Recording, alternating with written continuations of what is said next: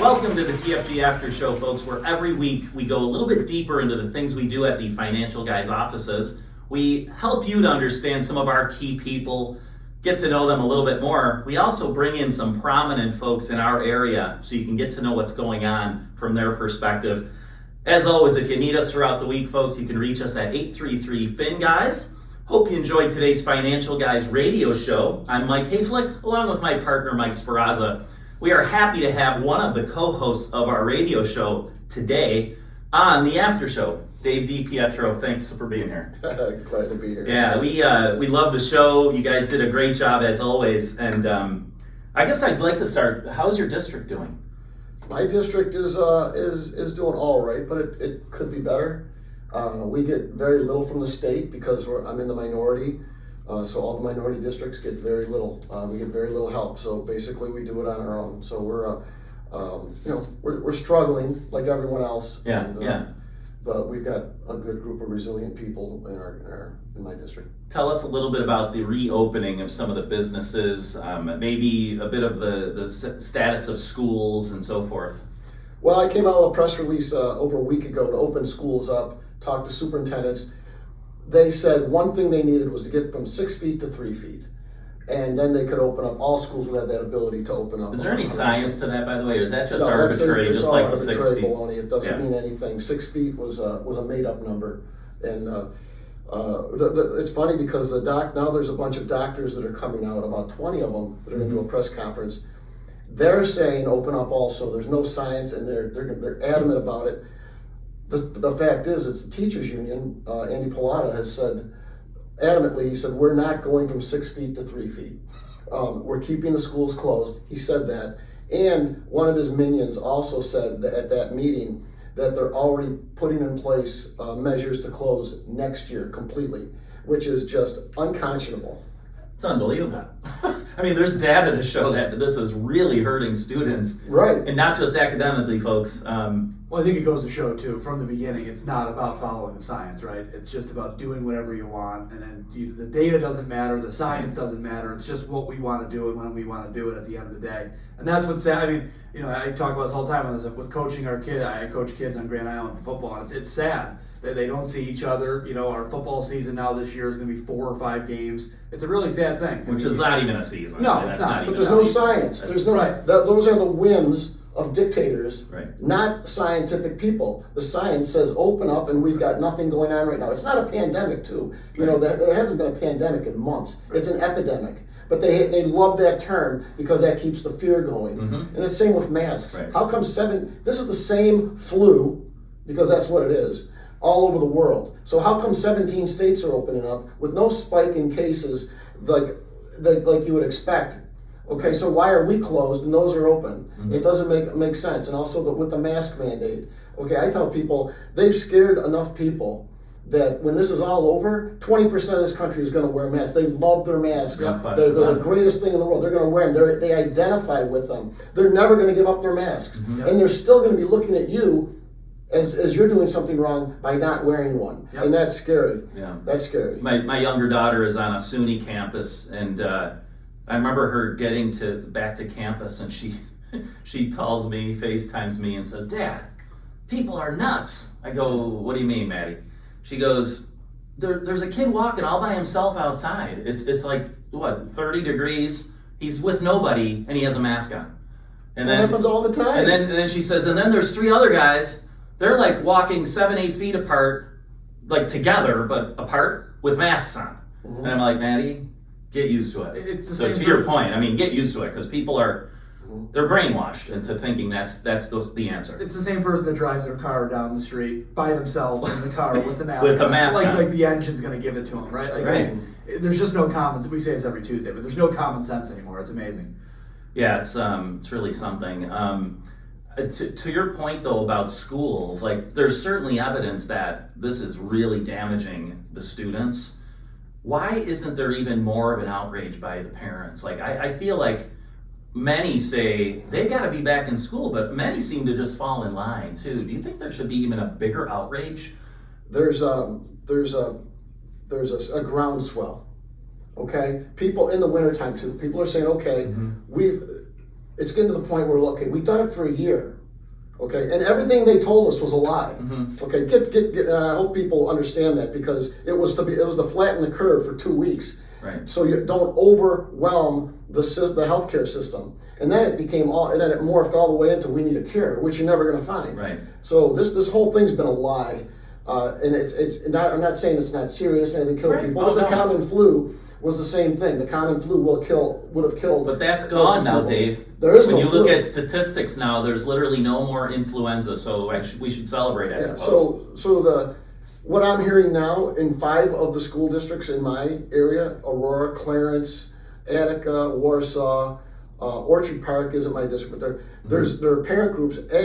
They are putting up their own candidates to run for school board. They're done. They've had enough. They want these people off the school board, and B, they're looking at filing lawsuits. Yes. And I told them that's the only thing that's going to get any attention to move the needle is a lawsuit. Agreed. Forget everything else. I mean, yes, take over the school board, but the lawsuit is what you're going to have to do, because this governor is a dictator, and he refuses to open anything up.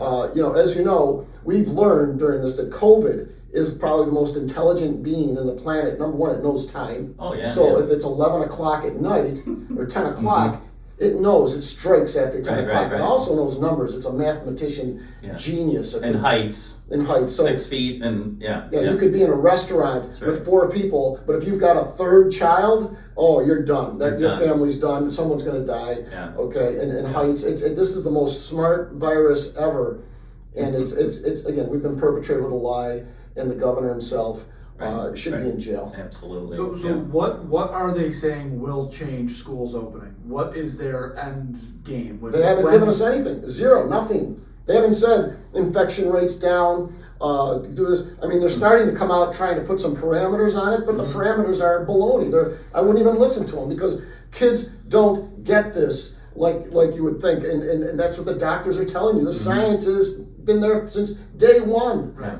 Dr. Turkovich at Children's Lashai Hospital will tell you there's no science. Kids, the school should be open 100%. Right. Okay, but they're not. They won't listen to it, because remember, there's too much money involved in keeping things closed. Do you think any of them have any business sense at all? Like, do any of them realize that the economy is literally failing? That businesses are failing? They're shutting down. They're leaving. They'll never come back. They don't care. Where do they don't care. I deal with these people every day in Albany. They're brain dead when it comes to financial matters and money. They don't care. They just think, you know what? You lost your job. Go on welfare. We've got a good welfare system. How do you tell that to a guy with 4 kids? It's got a nice house and is living, and all of a sudden you take his job away, and now they've got to move. 1 million people have left this state in the last year. It's crazy. Well, we haven't been able to take away Governor Andrew Cuomo's job, but where are we at with this executive power, his control? Do you, the Assembly and the Senate, have any more say than you did before? Zero, please. And I want to tell everybody, this is the biggest joke ever perpetrated on the public. They did not remove any of his power. Nothing has changed. As a matter of fact, they gave him more power, because he gets to stay on as long as he wants. This was supposed to sunset next week, where then he would have to, by law, give up the power. They took it away. So there is no sunset. And I said this before. I said this a year ago when they gave him this power. He's going to keep this power. Why did they do it till April of this year? Because that's the budget. Go no further. It's all about the money, folks. It's the budget. That's why they put this fake investigation on him now, okay? They're pushing the can down the road for another couple weeks. If this had happened any other time, say a month from now, we might see something different. But we're in budget negotiations. For the Democrats and the majority, this is millions and millions and billions of dollars. Right. So they're not moving anything with this governor until the budget's passed. So don't get your hopes up for at least the next 2-3 weeks. So they're trying, they're trying to basically get all of their promises kept. Exactly. They're holding that against the governor, but at the same time, when Ron Kim was threatened, I've talked to Democrats, they all were threatened. And it wasn't just, you're going to lose your job. He was coming after him. You're not getting anything in the budget. Your district is done. So the Democrats are running totally scared. Okay, they're coming out. They're being told what they can say against the governor. That's disgusting. They're being told what they can say, when they can say it, but this governor is still total powerful right now. So I think we're going to get to his threatening in a minute too, with the sexual assault allegations. But the in 2 to 3 weeks to a month, I mean, is there a chance then that he gets powers revoked or that he gets removed from his position or impeached? I mean, after the budget's over, is there a chance of that happening, or is it still very unlikely? This guy is a thug, Yeah. and he's a very bad actor, and he's doing everything he can. And I don't know if there's enough pushback in their party. Okay, we have 2 investigations going on right now. The Assembly didn't need to start a third, and especially starting a third investigation, picking the law firm whose retired executive is 30 years in that law firm and whose wife will be on the jury if it goes to an impeachment. This is the biggest scam. It's crazy, and the Democrats defend it, and they're adamant because they can't. That's because the governor told them who to pick. They didn't pick this. The governor told them who to pick. This is not going well for the New York State public. You figure the more investigations that are going on, the more contrary information you can kind of say, well, no, that wasn't true, or there were no facts to support this. Everything becomes just this muddled mess. And I'm starting to actually lean now, I think, toward Mike Lomas's prediction that nothing happens. Glenn Wiggle thought, oh, this guy's going down. No. I don't think so now. No, nothing's happening. But I think this goes into our next point here. You know, if you're in any other job, right? If you're on the, you know, a president of a company, if you're an NFL football coach, whatever, and you have these types of allegations against you, what's the first thing they make you do? They make you take a paid leave of absence, right? To get away from it all while they do their investigation. How come that's never happening here? That doesn't happen in politics. There's no such thing as paid leave. Because here's the thing: if someone said to another member, step down for a while, the fact is then you're not representing your constituents, and then they're going to say, if you're going to step down, get out. So there's that's not an issue in politics. I guess what I'd follow back up on that with, though, isn't that, you know, like you said this morning, isn't that putting more people at risk then? If this guy did kill people in nursing homes, or if he did sexually assault people, it did, you know. But it doesn't matter in New York State. You got to remember, in New York State here, we have a dictatorship. This is not Florida. This is not Texas. This is not Oklahoma. This is a dictatorship. And we don't have any say in that. And the Democrats run the dictatorship, and they work with the dictator. Okay, so this is a bad actor and a bad scene we're dealing with right now, and there's no end game right now. I don't see anything. I'd be shocked if anything happens before April 5th or 6th. Do you see it happening after April 5th or 6th? I personally don't. I think the man's too powerful. He should have been gone now. The fact that the Democrats refuse to even just take away his powers and get us back to work, let us do our job. Okay, we haven't been in Albany in a year. He's dictated every single issue, and they refuse to even take a little bit of his power away. They took nothing away. The man can still make executive law. They said, oh, he can't make any new ones. Well, of the 200-300 or whatever he has, he can modify any one he wants. So it's again, this was a lie. The Democrats perpetrated a huge lie on people. So nationally, it seems like more and more people are at least not retracting. I mean, we have all these celebrities, right? They were fawning over Cuomo, and especially during his conferences, he goes and does his poster, he writes his book. It's a huge bonus, right, for writing a book. And then they give him an award, right, for being on TV and being such a great spokesman through a pandemic, right? I mean, my goodness, like it just, you can't even make it any worse as far as like disgusting, corrupt behavior. He's the love god. Total narcissist, right? I mean, no doubt about it. What's the timeline then, Dave? So after this whole budget is I don't know, I guess decided on. It's not really decided on. No, it's mandated to us, right? Mandated, yeah. What's the timeline? Because I mean, we talked to a lot of people throughout the weeks. It's getting embarrassing. Like literally, it's embarrassing to say, I live in New York. Oh my God, you guys got some stuff going on. We actually have a guy who listens to our show, called into our office from Charlotte, South Carolina. And is it South Carolina, Charlotte? I think so. Yeah. From Charlotte. Is it North? Sorry. Sorry. Carolinas. He's from the Carolinas. That's what I usually will say. He called in and literally said, "Boy, you guys got a lot going on up there." He used to, be here in this area. But it's not only embarrassing, but it's literally getting exhausting. I mean, people are seeing what's going on across the country and in states like you mentioned, Florida, parts of Texas, right? The reopening, the reestablishment of the economy humming along. people back to work, students back to school. Right. But here in New York, it feels like we're in mud, and we're trying to get out of this muddy mess, and it just seems like we're never ever getting out of it. Is there any timeline? Like I literally feel bad that you've got to go to our capital as often as you do. And I was just gonna say too, we complain about it because we have to talk about it. Imagine being involved. I can't even imagine. Imagine, I have to listen to it every day. I just wonder, Okay, like, yesterday- the timeline though, like where are we going with Well, this? 2 days ago, I want to tell you this. 2 days ago, this is where it is now. We've got about a dozen to 15 straight up communists in the assembly. And so 2 days ago, we were on a bill, debating a bill, and everything was against capitalism. They just come right out and they say, this would not happen. It's because we're a horrible capitalist system. We need to change the system. Literally, these are communists talking about changing the system. It's capitalism that's destroying everything when capitalism has made us what we are. Right. It's the greatest country in the world. And we're not Cuba, but this is what they think and this is what we have. Okay, New York City is a dumpster fire. And I want to put this out real quick. Mm-hmm. I have the bill to separate us into 3 autonomous regions, to get rid of New York City and let them do whatever they want, because their values and their ideals don't add up to the rest of the state. No. And they are killing the rest of the state. Mm-hmm. Millions of people have left, and we're not getting any better. And I hate to be the gloom and doom guy, but you cannot point me, and I'm there, into one direction where you can say, you know what? I see a bright light at the end of the tunnel here. I see a silver lining. We're going to get out of this, and it's going to be great. New York State is going to come back. It's not coming back, folks. It's not. It's getting worse. And New York City is leading the charge. They keep thinking New York City, the big apple. New York City is the rotten apple. New York City is a dumpster fire. It's going under, and these businesses aren't coming back, and they're leaving in droves for the first time. They're leaving. They never, we've experienced it for 25 years. People leaving our area every year. The number one out migration. New York City.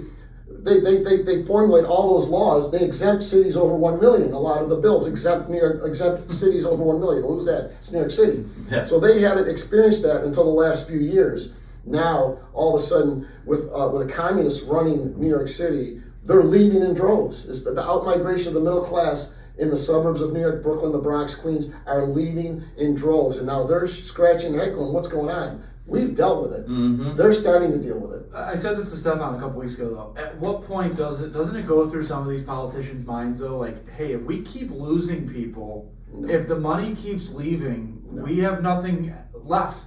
But there's business is gone, sales tax is gone.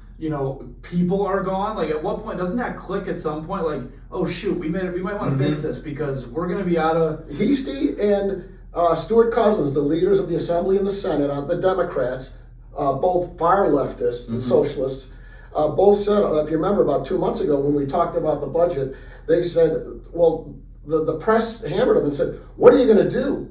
You're underwater about $6 billion. And that's systemic, folks, just so you know. That's every year now. The budget is so bad and out of whack that next year we're going to be 6 to 8 billion in the hole to start. The year after, maybe 10 billion in the hole. And if you remember, 2 years ago, we were $1 billion in the hole, and the state went topsy-turvy because of the taxes. Anyway, they said, what are you going to do? Where are you going to cut?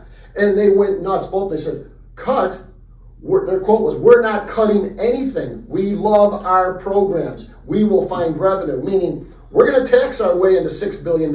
And next year, we'll tax ourselves up to 7, 8 billion and 10 billion. Okay, and the people are going to be leaving here in more droves, and they don't care. They don't care. That's not what they just say, okay, well, we've got to make up a deficit, tax. Well, and the federal, the stimulus, right? 1.9 trillion. How many goes to big liberal Democrat cities like New York City, Los Angeles? Oh, you're right. Cuomo has been on his knees for a year. I said this back in April and May and June, just hoping that Biden would win because if Trump won, Trump wasn't going to give him everything. He was going to bail out the COVID, but he wasn't going to bail out the state. Right. And now he was just praying that Biden would win and then that Biden would bail out the state and cover up all these mistakes so they could kick the can down the road a year. Right. And he did win, and New York did get a huge amount of those stimulus dollars. Yeah. Right? I mean, but clearly not enough. You couldn't give, how many more billions would New York City need? The Democrats, they just came up, if you saw this week, the Democrats put out their own budget, and it was 6.8 billion more than the original budget that the governor got with the stimulus. It's a wish list, they call it. 6.8 billion more than what we have. That would be on top of the tax hike. The tax hike this year is going, even with all that stimulus, the tax hike's going to be out of control. Well, and it's sad too, because now they're just point blank saying too, yeah, we're going to raise your taxes. Yeah, we know, like Biden said, yeah, we're just going to raise them. It's like here, we're just going to go out and do this, no big deal, nothing, Now it's just, they're putting it right in, we've said this for months now, but everything is just right in your face. They don't even care to hide it anymore. They're just slapping you in the face. Same with the communists in the assembly right now that I deal with. That's in your face. Yeah. Everything's communism. Everything's capitalism blows. Capitalism's the worst. This country was built on a bad foundation. They hate this country, and I try to tell people that all the time. You've got a lot of actors who are running the state who do not like the country, and they want to fundamentally change everything that we've done. We gotta keep up the fight, right? Capitalism stinks as they're using their iPhone, they have their computer at home, they drive a car, that's their, that's what's so funny about it, about hating capitalism. Yeah. Think about everything we do day to day, it's because of capitalism. Everything, right? Restaurants that you go to, iPhones that you use, computers you have, right? TV that you watch, right? You can watch whatever you want, you don't have to watch one station, right? It's just so funny how they say that stuff, yet everything they do is capitalistic, right? Yeah. Well, and I just wonder, of all of the New York State Senate and Assembly people, how many started their own business? How many actually have worked many, many years to grow a business? Right. And I'll bet there's very few. Very few understand what it takes, and very few understand the value of having that capitalistic nature of a society. Can I tell you, that's a great question. I'm going to tell you, in November, every 2 years, the election, there were 19 new Democrats came in. It was a big year for them. I think we had 8, something like that, on the Republican side. It's 107 Democrats to 43 Republicans. And out of the 107, about 19. Out of the 19, 17 were community activists. Never held a job. Okay, all they grew up, they became community activists, and then they got public office. They've never held a job. They wouldn't know what it's like to earn a paycheck, a real paycheck, and work a job. So you don't get that's what we have. And out of the 17, I think 9 are with the Socialist Democrat Party of the United States, which is the Communist Party. Let me just go back real quick to Ron Kemp, because you had mentioned him earlier. Sure. He seems like he's fighting back a little bit now, right? I see tweets a lot, and I see some stuff. I know it's Twitter, but is he still getting bullied about this whole issue? Is he still getting beat up and taken down from the issue? Not as bad. No, because now that the floodgates have opened with 7 women, now Ron is he's joined with a lot of other people. Okay, they're not really going after the governor hard, right. But behind closed doors they are. In their conference, they're screaming and shouting. The people that want the governor out, the people that don't want the governor out, those are the people that are getting really big money and pork and getting great things and power. And there's a big battle in their own conference right now. But Ron opened the floodgates, but it took 7 women. And think about that, 7 women. The governor, I tell people, there should be 1 million women marching around his mansion right now. That's right. Because he is single-handedly taking down the women's right to be heard on sexual harassment. This man this is a disgrace. If this continues, what's going to happen is another elected official is going to get accused of sexual harassment, and they're going to laugh. Okay? They're going to laugh and say, you know what, bring on 7 more women, and then we'll start talking, okay? Otherwise, leave me alone. This governor has single-handedly is destroying a woman's right to be heard and taken seriously. He's really It's about as bad as it gets, and here he was side by side with Nancy Pelosi, right? Like trying to advocate for women, and we believe, all that Me Too movement. Like that's just, it's in shambles now, in my opinion. Who believes anything relating to Me Too when you get a guy like this, advocating for it, and then being a complete hypocrite about it? Just disgusting behavior. I think we get all wrapped up in just talking about this stuff, but if you really look at every allegation. And even if it was like half true, this stuff is disgusting. But absolutely and disgusting. it's not stuff that either was just behind closed doors. There's that one video of him talking to the girl who she had a sausage in a bun, and he's talking to her, and even his own daughter sitting next to him, like, what's wrong with my father? Like, why is he saying this? Exactly. So it's not just behind closed door stuff, right? It's stuff that's been on camera, we've seen, Right. And there's just no excuse for it. Honestly, there's just no excuse. And it's sad because the Me Too movement and the women's rights movement, you're just you're it's a slap in the face again. They're just making a mockery of it. They make it sound like it's just a personality trait, right? Dirty old man. Like, no, that's not this, guys. This is the leader of our state, the governor. Right. And doing this to people he actually was around a lot. Some worked for him. Some were in positions where they're trying to do a good job, maybe move up that kind of government ladder, I guess, so to speak.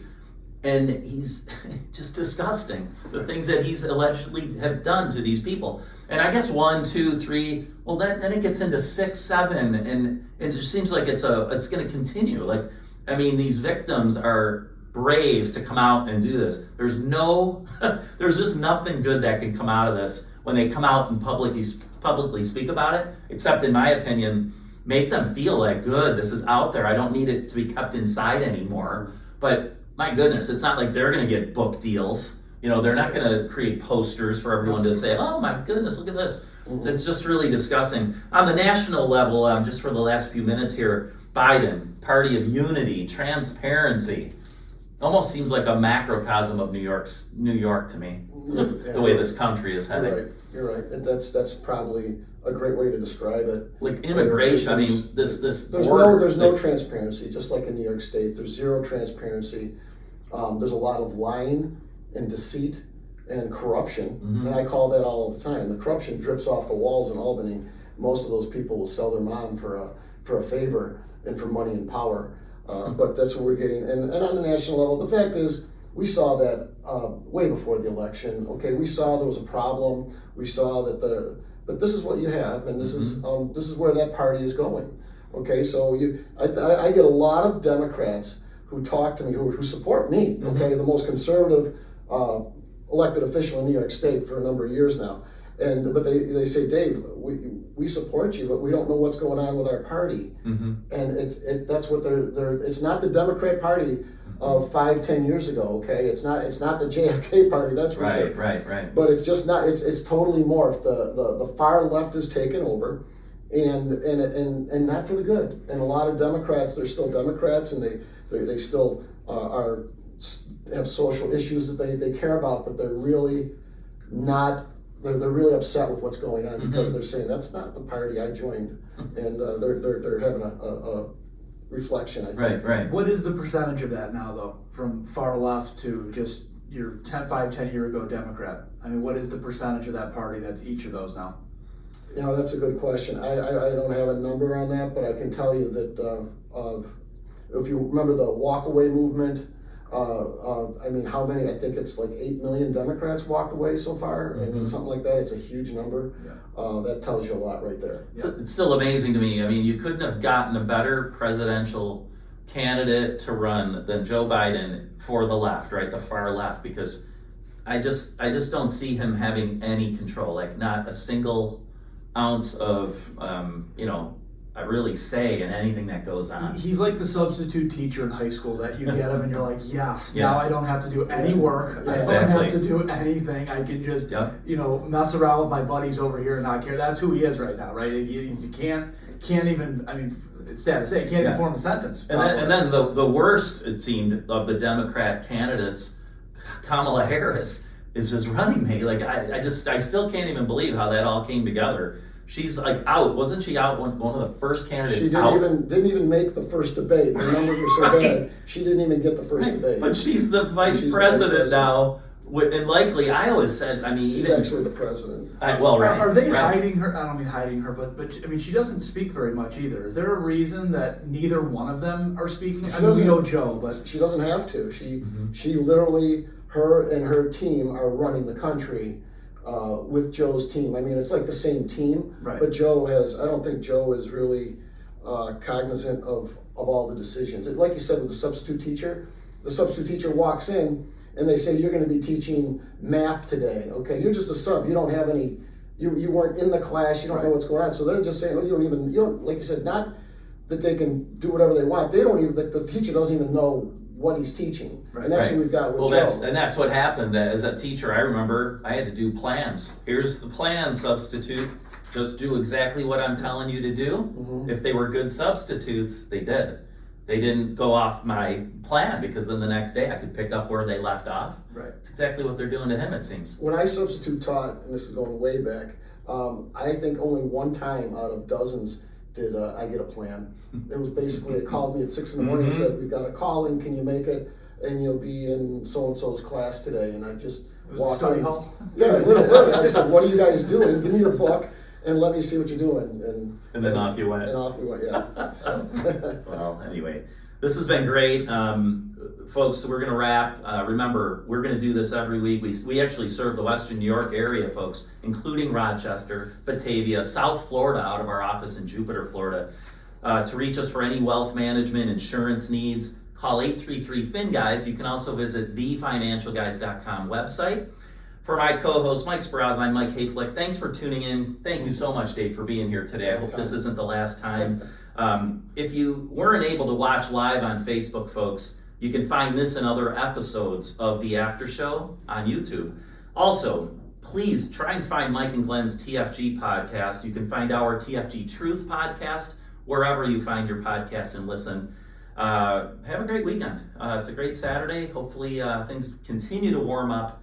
We appreciate you tuning into the After Show. We will be here again next week.